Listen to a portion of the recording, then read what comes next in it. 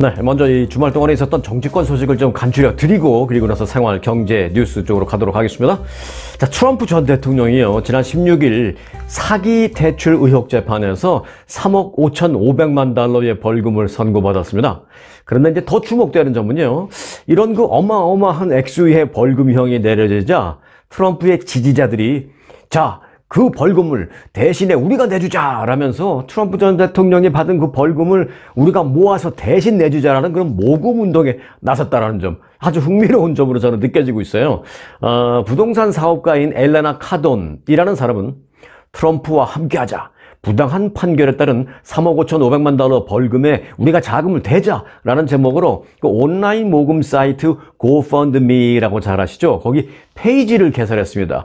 보통 이제 이 GoFundMe에는 뭐 갑자기 불행한 사고를 당했는데 치료비가 없는 사람을 위해서 우리가 도와주자 뭐 이제 이런 것들이 상당히 대부분을 차지하는데, 이 트럼프 대통령의 벌금을 대신 내자 이런 거는 상당히 이례적인 일인데 일단 개설이 됐습니다.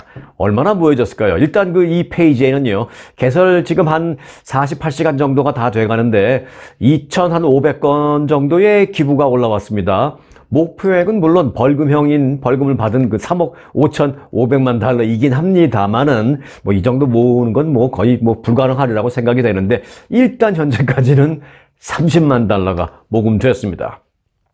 기부액은 뭐 5달러 낸 사람에서부터 많이 낸 사람 뭐 한 2,500달러 낸 사람까지 아주 다양한데 참 그 아주 흥미로운 현상이다라는 생각이 듭니다. 뭐 트럼프의 지지자든 또는 아니든 이걸 떠나서 미국에서 참 흥미로운 그런 현상은 많이 볼 수가 있다라는 생각을 하게 되는데, 자, 한편 트럼프 전 대통령의 그 각종 범죄 혐의가 이 법원에서 유죄로 인정이 돼서 이 막대한 벌금을 물게 되면서 그의 그 부동산 왕국도 좀 영향을 받지 않을까라는 분석입니다.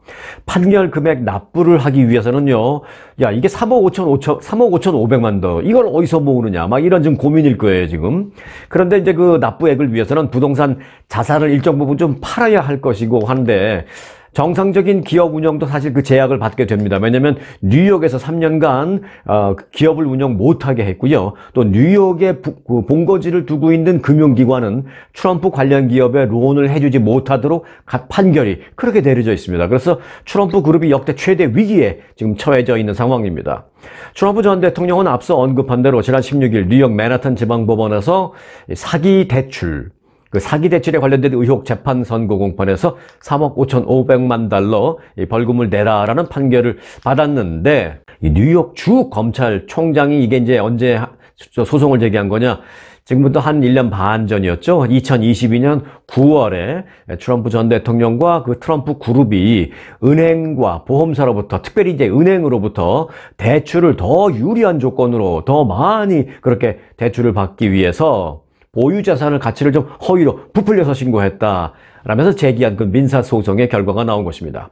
트럼프 전 대통령이 잇따라서 선고받고 있는 각종 벌금, 뭐 위자료, 뭐 이런 거 위자료도 있어요. 8천 몇백만 달러 위자료 주라고 했죠. 그 진 캐럴이라는 사람한테. 이것도 확정 판결된 겁니다. 뭐 8천 몇백만 달러 위자료, 이번에서 3억 5,500만 달러의 벌금, 이런 거를 위해서 보유한 자산의 일부를 좀 매각해야 할 수도 있겠지만, 지금 미국의 상업용 부동산 시장이 상당히 침체입니다. 잘 아시는 대로 팬데믹을 겪으면서 많은 사람들이 이제 출근 안 하고 집에서 일하고 뭐 이러면서 부동산, 상업용 부동산, 오피스 공실률이 크게 떨어졌잖아요. 그래서 상업용 부동산 시장이 침체되어 있는 그런 상황이다라는 것을 고려할 때 그의 부동산 가치가 과연 얼마 정도가 될지 좀 불분명한 상태입니다.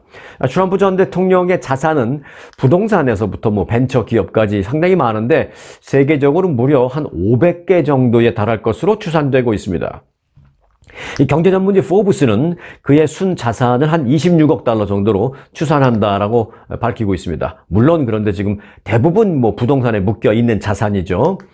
트럼프 전 대통령은 이들 재판의 결과에 지금 모두 불복하면서 항소를 하겠다라고 하면서 항소 이미 한 것도 있고 항소하겠다라고 밝힌 바도 있고 이제 그렇습니다. 하지만 항소를 하더라도 판결 금액을 공탁을 해야, 트러스트 어카운트에 공탁을 해야 가능한데, 이에 따라서 어쨌든 간에 현금 조달해야 된다는 결론이 나옵니다. 과연 어느 정도 현금 조달이 가능한지 현재 주목되고 있는 상황입니다. 트럼프 전 대통령이 항소를 만약에 안 하고 그러고 나서 또 벌금까지 나 몰라 하고 안 내고 계속 그렇게 되면 무슨 일이 발생할까요? 네, 이때는 이제 법정 모독죄가 됩니다. 그래서 법정 모독죄로 추가로 기소되고 기존에 받았던 벌금형 외에 법정 모독죄에 대한 추가 벌금을 더 내야 되고 안 낸 벌금에 대한 이자도 내야 되고 그러면서 이제 임금 트럼프 전 대통령이 자신의 회사로부터 자신에게 이제 들어오는 월급, 뭐 연봉, 뭐 이런 거 있을 거 아니에요. 그런 임금도 압류될 수 있습니다. 법원이 다 가져가 버리는 것이죠. 그러니까 트럼프 측에서는 무턱대고 또 마냥 안 낼 수도 없는 그런 상황입니다. 자, 한편 트럼프의 벌금을 대신 내주자라는 그런 모금운동 앞서 말씀을 드렸는데 그런 모금운동도 벌어지는 상황에서 트럼프 전 대통령은 돈을 마련하기 위해서 황금운동화 판매를 시작했습니다. 황금운동화. 트럼프 전 대통령은 이번에 나온 판결 다음 날 바로 $399짜리 황금운동화를 선보이면서 비싼 기념품 판매를 예고했습니다.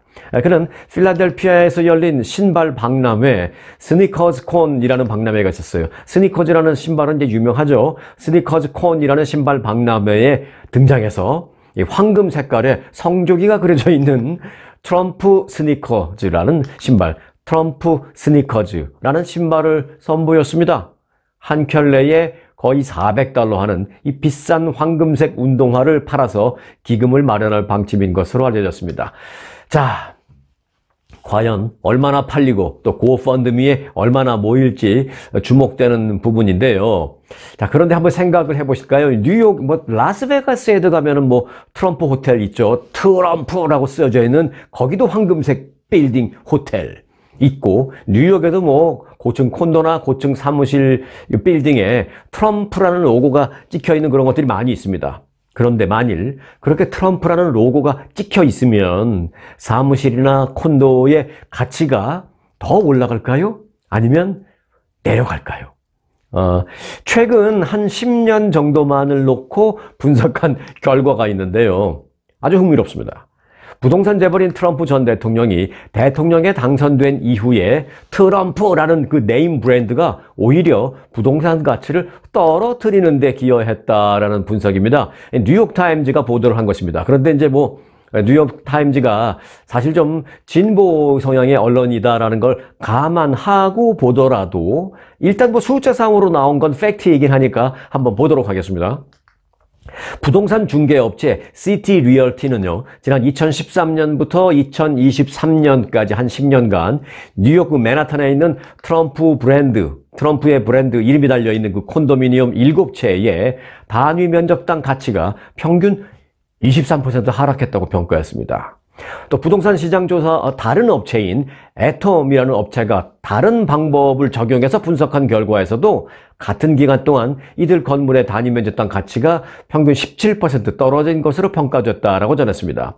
어떤 방식으로 하면 23%가 떨어졌고 어떤 방식으로 해도 한 17%가 떨어지는 등 어떠한 방식으로 분석을 해도 큰 폭의 하락이 있었던 것만은 사실입니다. 트럼프라는 로고가 새겨져 있는 건물만 딱 놓고 봤을 때.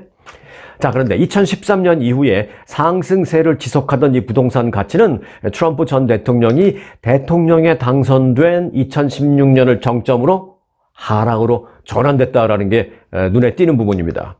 자, 그런데 이와는 달리 2018년과 2019년 트럼프 브랜드 로고를 건물에서 뗀 그런 건물도 있습니다. 그 로고를 떼어버린 그 맨하튼에 있는 콘도미니엄 4채가 있었는데요. 그 4채를 조사해 보니까 지난 10년 동안 무려 9% 정도 가치가 상승한 것으로 나타났습니다.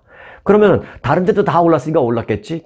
다른 데도 물론 오르긴 했죠. 근데 다른 데 맨하튼에 있는 콘도미니엄의 시장 평균 상승률은 8%인데 이 트럼프의 로고를 떼어버린 그 콘도미니엄은 평균 상승률보다 더 많은 9% 상승했다는 것입니다. 또 반대로 앞서 말씀드렸습니다만은 그 트럼프라는 이름 로고 간판을 띄지 않고 붙여놓은 데는 17% 내지 23%까지 떨어졌는데 트럼프 로고를 떼버리니 9% 올랐다라는 것입니다. 이 시티 리얼티라는 그 부동산 업체가 분석한 것입니다. 자, 이 같은 분석 결과에 대해서 트럼프 전 대통령의 차남이자 트럼프 그룹의 지금 실질적인 경영자인 에릭 트럼프가 반응을 했습니다. 뭐라고 반응했느냐? 뉴욕타임즈에 이메일로 답변을 보냈는데 뭐라고 했느냐? 그 같은 데이터는 누군가가 원하는 이야기를 만들기 위해서는 조작될 수 있다. 하지만 우리 건물은, 트럼프 건물은 전 세계에서 이 단위 면적당 가장 비싼 값에 팔리고 있다는 사실에는 절대 변함이 없고 이를 누구도 부인할 수 없다라고 반박하는 이메일을 보냈습니다. 그래서 이제 시티 리얼티 그 분석가가 다시 분석을 했어요. 시티 리얼티가 분석한 2023년 최고급 콘도미니엄 거래 현황을 보니까 에릭 트럼프 전 대통령의 차남 에릭 트럼프가 이메일로 보낸 그 답변의 주장과는 달랐습니다, 좀. 트럼프 브랜드 부동산은 맨하탄에서 가장 비싸게 팔리기는커녕 그냥 한 절반 정도, 뭐 중간 타작 정도 한 것으로 나타났습니다. 트럼프 브랜드의 부동산은 그 중에서 뭐 싸게 팔린 것도 있고 그런데 이 분석팀이 그래, 좋아. 그러면 트럼프 브랜드가 붙어 있는 것 중에서 가장 비싸게 팔린 것만 갖고 내가 비교를 해볼게 해서 비교를 했더니 트럼프 브랜드 부동산 가운데 가장 비싸게 팔린 부동산도 작년 맨하탄에서 거래된 그 상위 100개의 부동산 가운데 47등 정도 수준이었다고 합니다. 그러니까 세계 최고 뭐 이건 아닌 거죠. 여하튼 이런 움직임이 있다라는 것만 좀 알아놓으시면 되겠습니다. 참 어마어마한 재산을 갖고 얘기하는데 저희들 이렇게 멀리서 이렇게 바라보면 그냥 재밌다라는 생각만 드네요. 자, 어마어마한 액수 재산 얘기를 한 번 더 하고 넘어가야 되겠는데요. 자, 세계 최대 전자상거래 업체 아마존. 이 아마존의 창업자 제프 베이조스가 주식을 계속 매각하고 있습니다, 요즘에.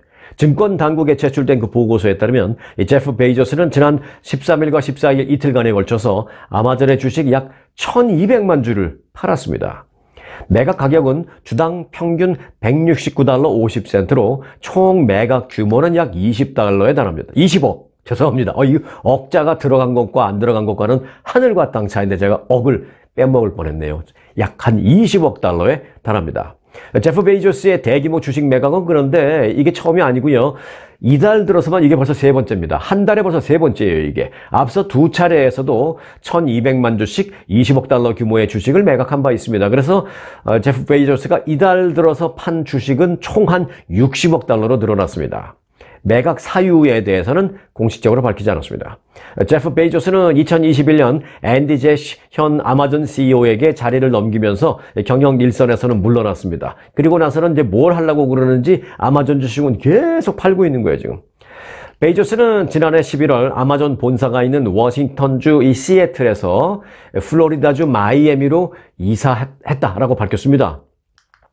워싱턴주 시애틀에 아마존의 본사가 있잖아요. 그리고 본인도 그 근처에 살았었어요. 사실 그 시애틀에 거부들이 많이 삽니다. 그 마이크로소프트의 그 빌 게이츠도 시애틀에 살아요. 큰 섬을 그냥 혼자 살죠. 그래서 섬에서 또 식당들이 많은 이쪽으로 보트 타고 따다다다다다 보트 타고 와서 맛있는 비싼 스식, 한 점에 몇십 불짜리 하는 비싼 스시 먹고 또 보트 타고 집에 가고 그러는 것으로 제가 들었습니다.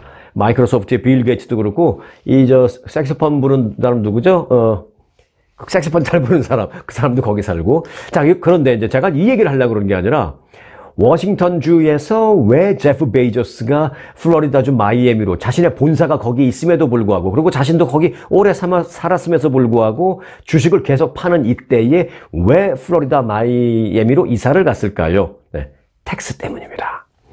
워싱턴주는 2022년부터 25만 달러가 넘는 그 자본 이득에 대해서 캐피털 게인에 대해서는 7%의 세금을 부과하는 그 자본 이득세를 도입한 바 있습니다. 7% 어마어마하죠? 60억 달러의 7%만 해도 어마어마하잖아요. 그런데 플로리다주는 이 자본 이득세가 없습니다. 자본이득세는 부동산이나 주식 등을 팔아서 발생하는 그 이익금에 부과하는 세금으로 주식 매각에 따른 자본이득세를 피할 수 있는 플로리다주 마이애미로 제프 베이조스는 이사 간 것입니다. 그래서 거부들은 다 그쪽에 주소지를 많이 두고 있어요. 물론 시애틀에 있는 집을 팔고 이사 가지 않아도 됐을 것입니다. 저쪽에 집을 사서 이사 가고 내 주소지만 글로 옮기면 되니까. 그래서 이제 그 PGA 투어 골퍼들, 유명한 골프 선수들 다 주소지를 보면 마이애미 아니면 텍사스 이런 데로 돼 있어요. 그 한국의 유명한 그 최경주 선수도 미국에서 우승하고 막 그래서 돈 많이 벌 때 주소지는 플로리다 주로 되어 있었습니다. 양용훈 선수도 그랬고.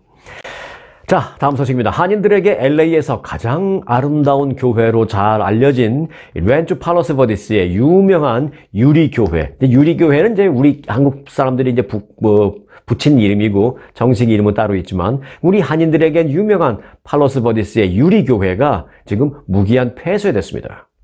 유리로 된 그 예배당으로 유명한, 그래서 유리교회라고 불리우지만 정식 이름은 Wayfarers Chapel입니다. Wayfarers Chapel. 이 교회는 지난 15일 교회 웹사이트를 통해서 집안이 불안정해져서 예배당과 주변 부지를 즉시 폐쇄한다라고 발표했습니다. 이 아발론 코브가 내려다보이는 그 언덕 위에 위치한 이 예배당은 지난 1951년에 문을 연 이래 유명인을 포함한 수천 건의 결혼식이 열린 장소로 유명합니다. 이 LA 타임스에 따르면 배우 제인 맨스필드와 미키 하르기테이가 지난 1958년에 여기서 결혼했고, 또 비치보이스로 유명한 브라이언 윌슨과 멜린다 레드베터가 1955년에 역시 이곳에서 결혼식을 올렸습니다. 뿐만 아니죠. 왜 그 얘기 안 하세요? 라고 지금 저보다 더 잘 알고 계신 게 있을 거예요, 아마. 네. 한국 드라마 올인. 그때 무슨 올인이라는 그런 드라마가 있었죠. 드라마 올인에서 이병헌과 송혜교의 결혼식 장면이 촬영된 곳으로도 이제 한국인들에게도 매우 유명한 교회입니다. 여기서 말씀드릴 한국인이라는 것은 이제 우리 미주 한인도 포함되지만 한국에 있는 분들도 그때 드라마 올인에서 그 장면을 보고 와, 저게 어딘데 이렇게 결혼식 장면 있는 저렇게 아름다운 곳이 있나라고 한국에서도 굉장히 유명해서 팔로스 버디스의 그 유리교회, 그래서 한국에 있는 한국 분들에게도 매우 유명한 곳입니다. 이게 최근에 팔로스 버디스라는 곳에 집안이 자꾸 침하되는 현상 때문에 지금 상당히 걱정을 많이 하고 있는데 바로 그것 때문에 집안이 불안정해서 폐쇄한다라는 그런 공지가 뜬 것입니다. 네, LA 국제공항에서 항공권 없이 비행기를 타고 LA 공항에 도착한 승객이 지난 4개월 동안 먼저 두 번째 발생해서 이 탑승 보안이 우려되고 있습니다. 아니, 항공권도 없는데 이렇게 비행기를 탈 수 있을 정도로 보안이 허술하다면 이거 어떡할 거야 라는 걱정이 자꾸 나오는 거죠. 그러니까 또 처음이 아니고요. 연방교통안전청에 따르면 지난 7일 테네시주 내슈빌 국제공항에서 출발한 한 여성 승객이 항공권 없이 LA에 도착한 것으로 확인이 되었습니다.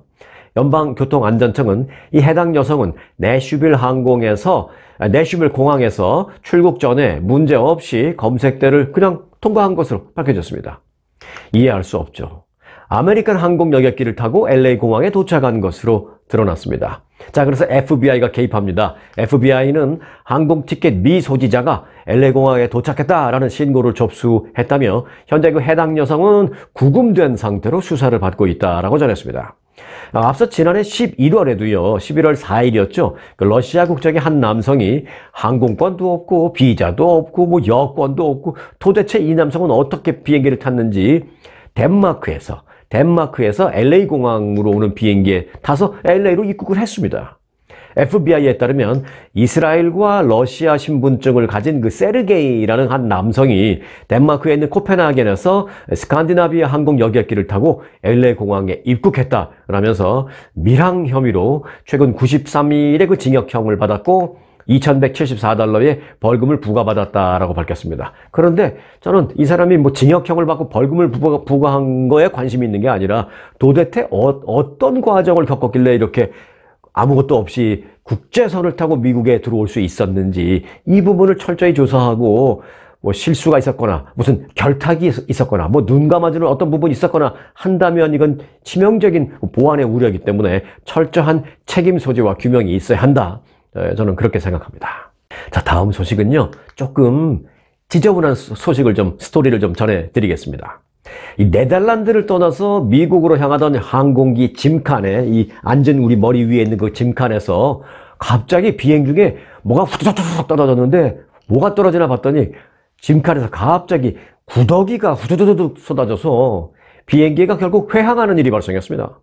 뉴욕 포스트에 따르면 지난주 네덜란드 암스테르담에서 출발한 미국 그 디트로이트행 델타 항공기가 객실 내에서 발생한 문제 때문에 이륙 1시간 만에 회항했다라고 발표하고 있습니다.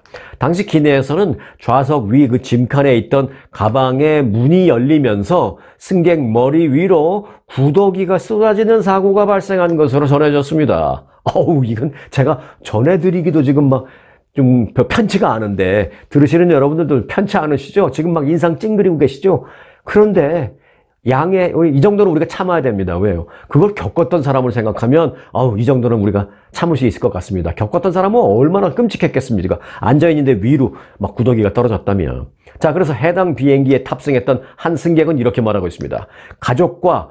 자신의 가족과 문제가 된 좌석 앞에 앉아 있었다라면서 나의 뒤에 탄 여성이 승무원에게 구더기가 머리 위로 떨어지고 있습니다 라고 소리를 쳤고 뒤를 돌아보자 좌석 위에 실제로 구더기가 꿈틀대고 있었다 라고 말했습니다. 이 매체에 따르면 짐칸 안에 든 가방에는 신문지에 그냥 대충 둘둘둘 쌓인 생선이 들어있었다라고 합니다. 근처에 있던 한 승객은 처음에는 밀봉두에 있어서 그랬는지 냄새가 별로 안 났지만 문제가 발생한 후에 가방을 열어본 후에는 갑자기 끔찍한 냄새가 비행기에 진동을 하기 시작했다라고 말했습니다. 이 생선이 막 썩어버리는 거죠, 그 안에서. 자, 그는 생선을 갖고 비행기에 탄 승객에 대해서 승무원이 가방 주인 누구냐고 자꾸 묻자 전혀 놀라는 기색 없이 그냥 편안하게 내가 주인인데요 라고 딱 그냥 당당하게 말해서 그게 더 놀라웠다라고 옆에 있는 승객은 말했습니다. 그런 상황에 비해서 아주 놀라울 정도, 다른 사람들은 막 놀라고 당황하고 그러는데 그런 거에 비해서 아주 침착하게 내가 주인입니다 라고 해서 오히려 다른 승객들이 더 놀랐다라고 말했습니다. 또 다른 승객은 정말 역겨웠다라며 수백 명의 여행을 엉망으로 만들어 버렸다. 우리는 암스테르담으로 다시 돌아가서 다른 항공편을 타기 위해서 하루를 더 기다려야 했다라고 울분을 토했습니다. 자, 델타 항공 측은 이번 일로 피해를 본 다른 승객들에게 항공 마일리지 8,000마일을 주겠다고 했고, 그리고 호텔 객실을 만들어줬고, 식사권도 제공했고, 약간의 보상금을 제공했다라고 밝혔습니다. 얼마인지는 말을 하지 않았지만, 아이고 이거 뭐 줘도 충분히 줄만 하죠. 이 사람들 얼마나 놀랬겠습니까? 하루 시간을 버린 것도 문제지만 저는 그 하루 시간도 시간이지만 얼마나 놀랬을까라는 생각하면 그게 더 끔찍합니다. 참 요즘 별일이 다 있죠? 네.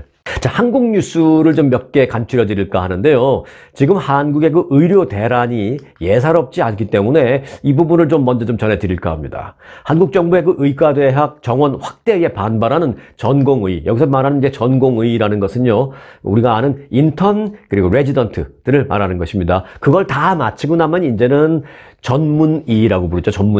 전문의가 되기 전에 인턴과 레지던트 과정을 겪는 사람들은 이제 전공의라고 하죠. 자, 전공의들의 사직이 현실화되면서 이미 현장 곳곳에서 의료 대란이 벌어지고 있습니다. 주요 병원들이 그 대비책 마련에 분주한 가운데 일부 진료과는 이미 그 입원과 수술 스케줄을 연기하고 있어서 환자들의 불만과 우려가 커지고 있습니다.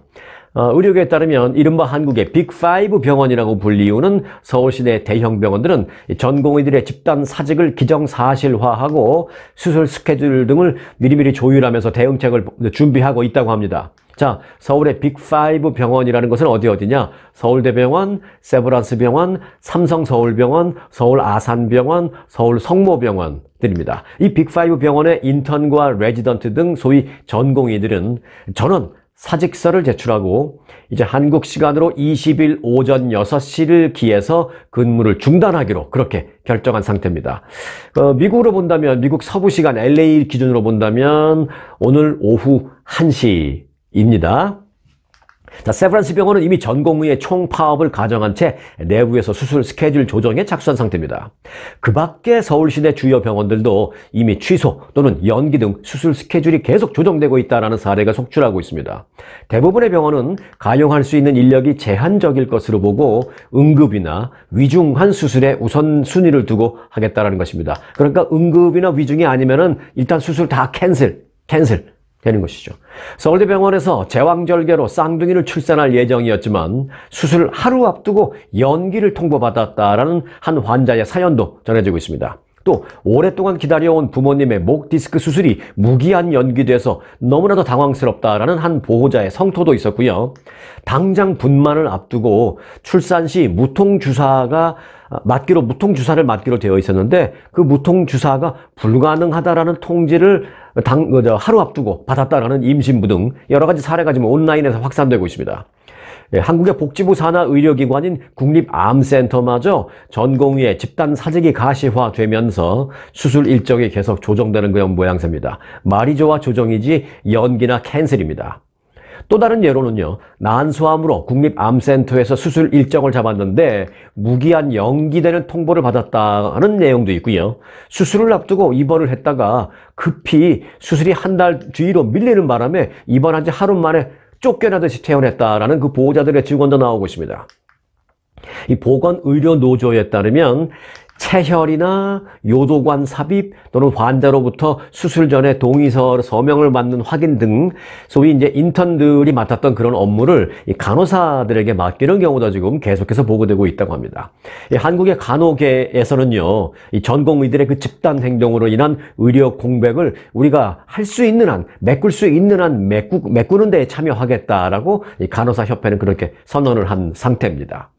의료계에서는 지난 2020년 의대 증원에 반대하면서 전공의들이 병원 밖을 나섰던 때처럼 의료 현장에서의 혼란이 당분간 극심하게 발생할 것으로 지금 큰 걱정에 빠져 있는 상황입니다.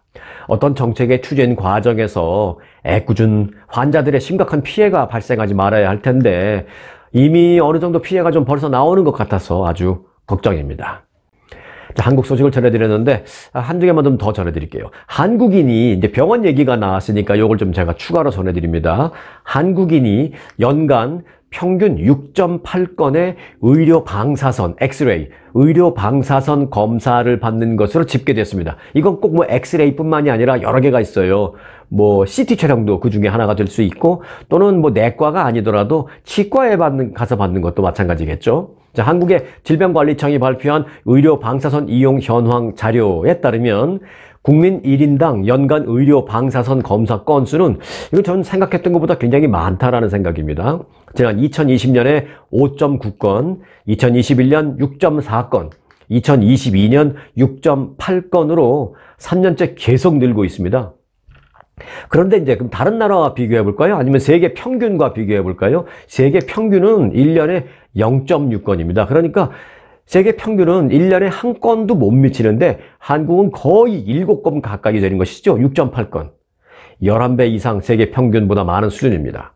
한국의 1인당 의료 방사선 검사 건수는 스위스나 미국은 1.1건인데 여기와 비교해도 미국의 1.1건과 비교해도 큰 차이를 보이고 있는 것입니다. 무분별한 방사선 검사가 많은 것이 아닌가 좀 들여다볼 필요가 있는 것이죠.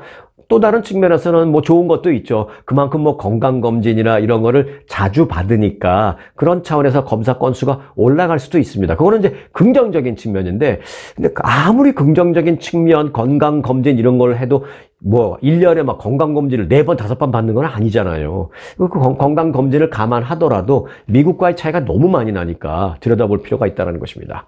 자, 그러면은 검사 건수는 그렇고 1인당 방사선 그 피폭선량은 얼마나 되느냐를 좀 볼까요? 그러면 지난 2020년에는 2.46mSv, 그리고 2021년에는 2.64, 2022년에는 2.75mSv로 계속 이 역시 피폭량도 증가하고 있습니다. 방사선 검사 중에서는 그 일반 촬영이 전체의 80%를 차지했습니다. 일반 엑스레이 촬영, 그리고 이제 치과 촬영이 12%, CT 촬영이 3.8%, 그리고 유방 관련 촬영이 2%를 기록했습니다. 자, 그런데요, CT 촬영은 검사 건당 피폭 선량이 상당히 많습니다. 얼마나 많은지를 좀 우리가 비교해 볼 수 있는데, CT 촬영 검사 건수는 전체의 3.8%에 불과합니다만은 피폭선량은 전체의 무려 65%를 차지한 게 이 CT 촬영이라고 합니다. 그래서 한국의 질병보건청장은 국민의 불필요한 의료 방사선 피폭을 감소시키기 위해서 좀 더 분석을 해보고 필요한 부분이 있으면 방안을 강구하겠다라고 밝혔습니다. 자, 윤석열 대통령은 지난 주말 그 테드 서렌도스 넷플릭스 CEO 그리고 배우 이정재 씨 등과 함께 지난 토요일 한남동 관저에서 오찬을 함께 했다고 합니다. 배우 이정재 씨는 그 넷플릭스 한국 콘텐츠 잘 아시는 오징어 게임, 이번에 이제 시즌2가 나오는데 오징어 게임 시즌2에 출연한 배우이죠. 시즌1도 마찬가지고, 이날 오찬에는 김건희 여사도 참석을 했다라고 대통령실 관계자가 전했습니다. 다만 대통령실은 이제 서면 브리핑을 통해서 이제 발표를 한 건데, 서면 브리핑에서 김건희 여사를 뭐 특별히 별도 언급을 하지 않았습니다. 그리고 공식 배포한 사진에도 김건희 여사는 찍힌 사진이 배포되지 않았습니다. 그러나 그 오찬에 함께 했다라고는 발표를 했고, 오찬이 끝나고 공식 촬영한 사진에는 또 김건희 여사 모습이 없습니다. 김건희 여사가 지난해 12월 네덜란드 국빈 방문 이후 2개월 넘게 언론에 공개된 공식 석상에 나타나지 않고 있다는 점을 고려해서 아마 사진을 공개하지 않은 것으로 보이는데, 자, 여하튼 윤 대통령과 서렌도스 CEO는 한미 문화 동맹의 발전을 주제로 대화를 나눴다라고 대통령실은 그렇게 발표를 했습니다. 이어서 보너스 뉴스 전해드리겠습니다. 오늘 보너스 뉴스의 제목은 이겁니다. 전 세계 당나귀 싹쓸이하는 중국인입니다.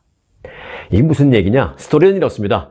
중국의 전통 약재 중에 어자오라는 게 있습니다. 어자오. 뭐 노화도 뭐 막아주고, 뭐 남자들 그 기능을 뭐 좋게 해주고, 뭐 이런데 유명한 전통 약재 어자오라고 있습니다. 저도 이번에 알았어요. 어자오. 그런데 이제 이 어자오가 뭐냐면 당나귀의 어떤 뭐 내장 뭐 이런 걸로 만든대요. 자, 그런데 최근에 이 어자오가 갑자기 또 큰 인기를 끌면서 전 세계의 당나귀 개체수가 지금 급감하고 있다고 합니다. 중국 사람들 먹으려고. 특히 당나귀의 대부분이 몰려있는 아프리카 국가들이 대책 마련에 지금 몸살을 앓고 있다고 합니다. 어자오는 당나귀의 가죽과 내장 등을 푹 과서 굳힌 그런 건강식품이라고 합니다. 저는 본 적도 없어요. 혈액순환을 개선하고 노화를 늦추며 성욕과 생식 능력을 높인다라고 뭐 중국인들에겐 그렇게 알려져서 인기가 높다고 합니다. 과거 중국 황제를 위해서 만드는 탕야의 주 재료로 사용되기도 했다고 합니다. 자, 이 어자오는 과거 중국에서 고급 음식이기도 했지만 경제 성장 이후에는 뭐 수요가 급격히 더 증가하고 있다고 합니다. 중국 어자오 시장 규모는 2013년 32억 달러에서 2020년 78억 달러로 2배 이상 급격히 커졌습니다. 시드니 대학 연구에 따르면 중국은 이 어자오 수요를 위해서 연간 500만 마리 이상의 당나귀를 필요로 하고 있다고 하는데, 이는 전 세계 당나귀 개체수의 무려 10%에 해당하는 수치입니다. 중국인들의 어자오 수요가 폭발적으로 증가하면서 중국이 브라질에서도 당나귀 수입하고 있고, 케냐, 짐바브웨, 나이지리아 등 이 남미와 아프리카 등지에서 당나귀를 마구잡이로 수입하기 시작하면서 전 세계 당나귀 개체수가 급격히 줄고 있다고 합니다. 특히 세계 당나귀의 약 3분의 2가 살고 있는 아프리카에서 이 어자오 제조를 위해서 도살되는 당나귀 수는 매년 수백만 마리에 달하는 것으로 알려졌습니다. 일각에서는요, 케냐의 경우를 놓고 본다면 최근 케냐 전국 당나귀의 절반이 중국으로 가기 위해서 도살되고 있다라고 밝혔습니다. 케냐 현지에는 사실 그 소규모 농촌 공동체에 이 당나귀는 없어서는 안 되는 필수 수단입니다. 뭐 사람들이 어디 갈 때도 이동 수단이기도 하고, 그리고 무슨 농사를 하면서 필요한 어떤 짐이나 뭐 농산물 같은 거, 그런 거를 옮길 수 있는 이동 수단이자 유일한 운송 수단입니다. 그쪽에서는.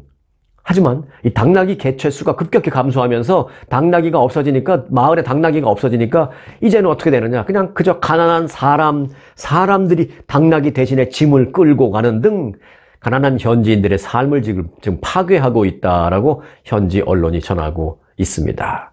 중국의 부자들이 이렇게 좀 한두 알 먹기 위해서 케냐나 아프리카의 가난한 사람들이 지금 고생하면서 피폐한 삶을 살고 있다라는 참 극명하게 대조되는 안타까운 그런 소식을 전해드렸습니다. 자, 오늘 영상은 여기까지입니다. 언제나 스토리가 있는 뉴스, 스토리 뉴스 마칩니다.